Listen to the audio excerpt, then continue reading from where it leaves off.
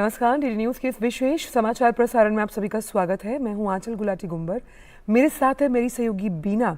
तो आइए सबसे पहले रुख करते हैं सुर्खियों का।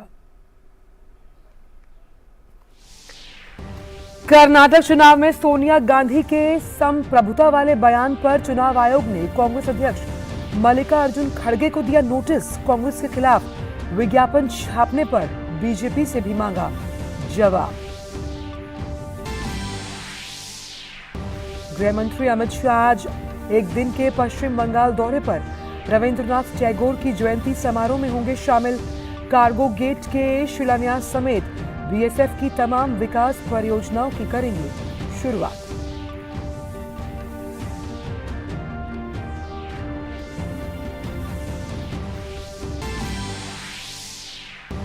मणिपुर में पिछले 2 दिन से कोई हिंसा नहीं, हालात सामान्य दिशा की ओर। कर्फ्यू में ढील के दौरान बाजारों में निकले लोग।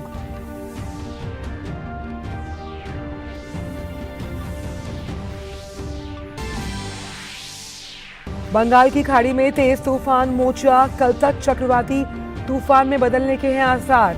अंडमान निकोबार द्वीप समूह और आंध्र समेत आसपास के इलाकों में भारी बारिश की चेतावनी। मछुआरे जहाजों और नावों को समुद्र में नहीं जाने की दी गई है सलाह।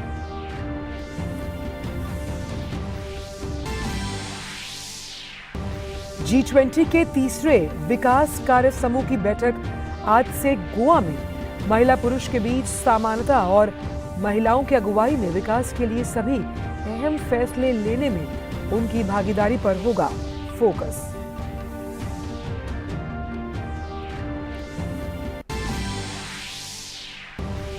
आईपीएल में आज मुंबई इंडियंस और रॉयल चैलेंजर्स बेंगलुरु का मुकाबला। कल खेले गए रोमांचक मुकाबले में कोलकाता नाइट राइडर्स ने पंजाब किंग्स को 5 विकेट से दी मात।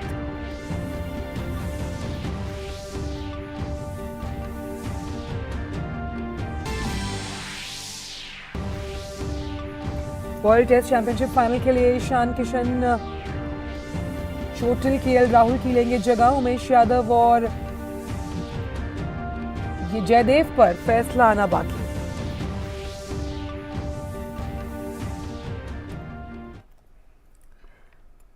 और आइए अब जान लेते हैं सभी खबरों को विस्तार के साथ। कर्नाटक में 10 मई को होने वाले विधानसभा चुनाव के लिए 2613 उम्मीदवार चुनावी मैदान में हैं।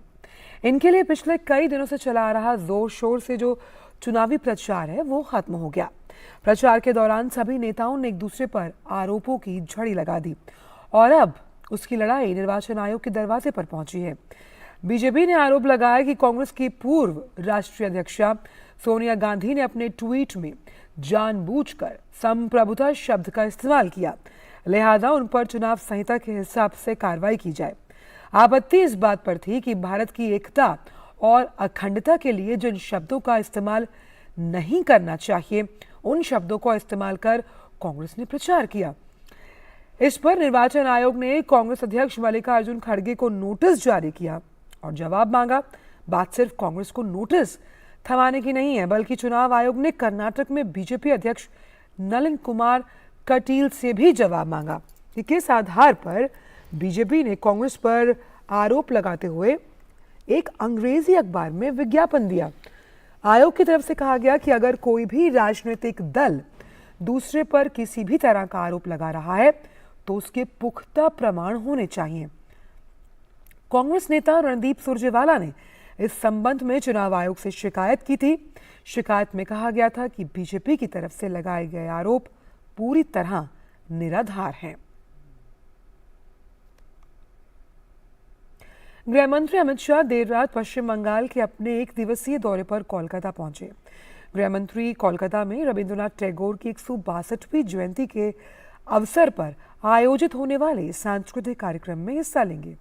इस कार्यक्रम को पश्चिम बंगाल की एक सामाजिक और सांस्कृतिक संस्था खोला हवा आयोजित कर रही है। अपने 1 दिन की यात्रा में अमित शाह पश्चिम बंगाल को कई सौगात देंगे, फिर चाहे उनके जरिए दूसरे कार्गो गेट की आधारशिला रखनी हो या फिर बीएसएफ की विभिन्न विकास परियोजनाओं का उद्घाटन करना। गृह मंत्री अमित शाह कोलकाता में संस्कृति मंत्रालय की ओर से आयोजित विभिन्न कार्यक्रमों में भी शिरकत करेंगे।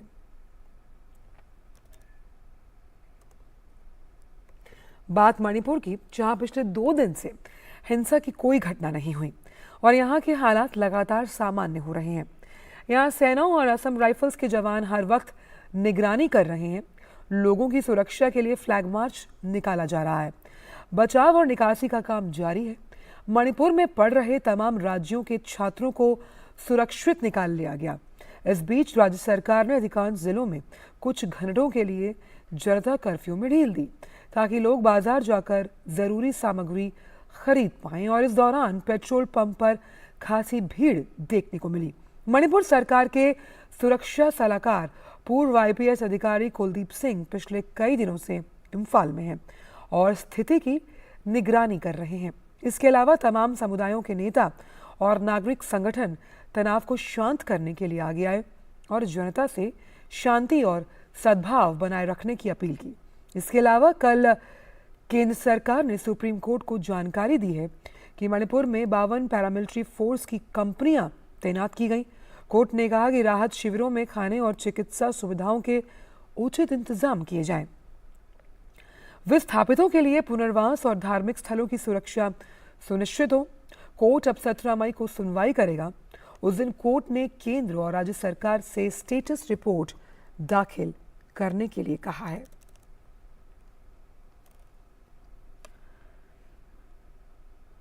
दक्षिण पूर्व बंगाल की खाड़ी पर बने कम दबाव का क्षेत्र के कल चक्रवात में बदल जाने की संभावना है और इस चक्रवाती तूफान को नाम दिया गया है मोचा।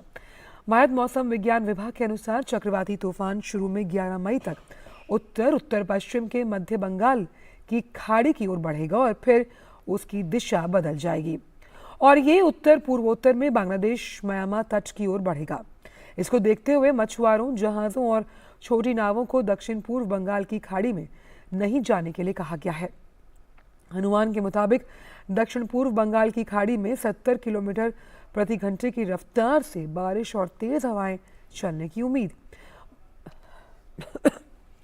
मौसम कार्यालय ने कहा कि जैसा ही चक्रवात मोचा आगे बढ़ेगा, इससे दक्षिणी राज्यों में बारिश होने की उम्मीद जताई जा रही है और अंडमान और निकोबार द्वीप समूह में आज बहुत बारिश होने की संभावना है।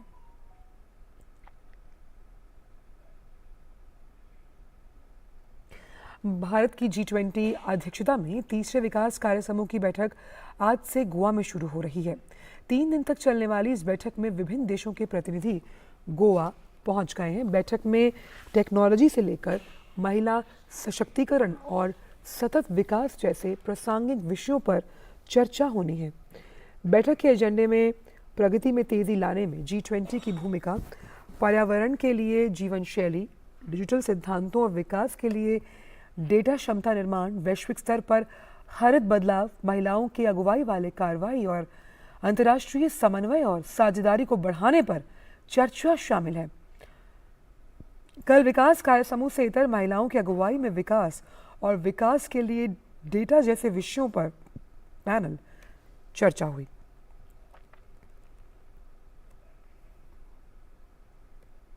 झारखंड में 5 टॉप नक्सलियों ने CRPF और झारखंड पुलिस के समक्ष आत्मसमर्पण कर मुख्य धारा में वो शामिल हुए हैं और इसकी मुख्य वजह है केंद्रीय बलों द्वारा सघन निगरानी और क्षेत्र में शांति बनाए रखने का जो उनका प्रयास है।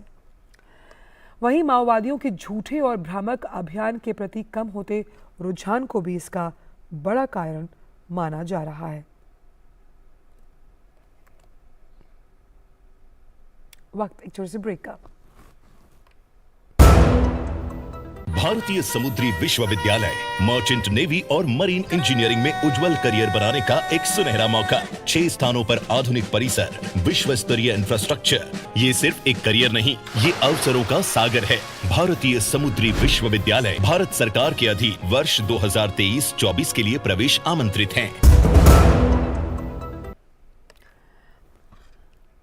ब्रेक के बाद सभी का स्वागत। रुक करते हैं अंतर्राष्ट्रीय खबरों का। इजराइल के विदेश मंत्री अली कोहेन आज 3 दिन के भारत दौरे पर पहुंचेंगे। इस दौरान वे विदेश मंत्री डॉक्टर एस जयशंकर के साथ वार्ता करेंगे। हैदराबाद हाउस में विदेश मंत्री डॉक्टर एस जयशंकर के साथ वार्ता होगी, जिसके बाद तीन मूर्ति हाइफा चौक पर पुष्पांजलि अर्पित करने का कार्यक्रम है। इजरायली विदेश मंत्री भारतीय उद्योग परिसंघ द्वारा आयोजित भारत इजरायल बिजनेस फोरम में भी शामिल होंगे। शाम को वे आगरा के लिए रवाना होंगे। वे मुंबई भी जाएंगे और इस वर्ष के अंत में इजरायल के प्रधानमंत्री बेंजामिन नेतन्याहू की भारत यात्रा की तैयारी के सिलसिले में इजरायली विदेश मंत्री की भारत यात्रा हो रही है। इससे पहले अप्रैल में व्यापारिक प्रतिनिधिमंडल के साथ इजरायल के वित्त मंत्री नीर बरकत भारत की यात्रा पर आए थे।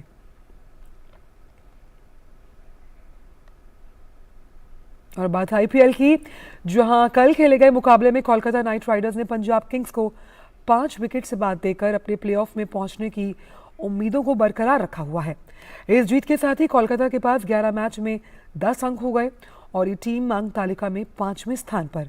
रोमांचक मुकाबले में पंजाब किंग्स ने टॉस जीतकर पहले बल्लेबाजी करते हुए कोलकाता के सामने 180 रन का लक्ष्य रखा, जिसे कोलकाता ने 5 विकेट खोकर आखिरी गेंद में हासिल किया। कोलकाता के लिए नीतीश राणा ने 51 रन बनाए, जबकि आंद्रे रसेल ने 42 रन की पारी खेली। वहीं पंजाब के लिए शिखर धवन ने 57 रन की पारी खेली है। आईपीएल में आज मुंबई इंडियंस का सामना रॉयल चैलेंजर्स बैंगलोर से है। ये मुकाबला मुंबई के घरेलू मैदान वानखेड़े पर खेला जाएगा। रोहित शर्मा की कप्तानी वाली मुंबई की टीम को इस सीजन में आरसीबी के हाथों हार मिल चुकी है और इस मुकाबले में मुंबई की कोशिश पिछली हार का हिसाब चुकता करने की होगी। दोनों टीमों को पिछले मुकाबले में हार का सामना करना पड़ा था। मुंबई को आखिरी मैच में चेन्नई ने हराया तो बैंगलोर को दिल्ली कैपिटल्स ने 7 विकेट से पटखनी दी। वहीं अंक तालिका की बात करें तो रॉयल चैलेंजर्स बेंगलुरु 10 अंकों के साथ 6वें स्थान पर काबिज, जबकि मुंबई इंडियंस 8वें पायदान पर। आज दोनों टीमों की कोशिश इस मुकाबले को जीतकर प्लेआउट में जगह बनाने के लिए और करीब पहुंचने पर होगी। Akhil Bharatiya senior selection committee ने ईशान किशन को आईसीसी विश्व टेस्ट चैंपियनशिप फाइनल के लिए केएल राहुल के विकल्प के रूप में चुना। केएल राहुल को लखनऊ सुपर जायंट्स और रॉयल चैलेंजर्स बेंगलुरु के बीच खेले गए आईपीएल मैच के दौरान चोट लगी थी। बीसीसीआई ने प्रेस रिलीज में उमेश यादव और जयदेव उनादकट की चोट के बारे में बताया। हालांकि उनके रिप्लेसमेंट का ऐलान नहीं हुआ है और ऐसे में इन दोनों गेंदबाजों के खेलने की उम्मीदें अब भी बाकी हैं।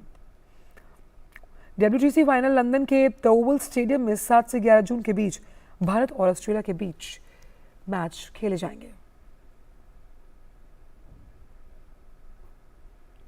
और फिलहाल इस विशेष समाचार प्रसारण में इतना ही। मुझे और बीना को दीजिए इजाजत। नमस्कार।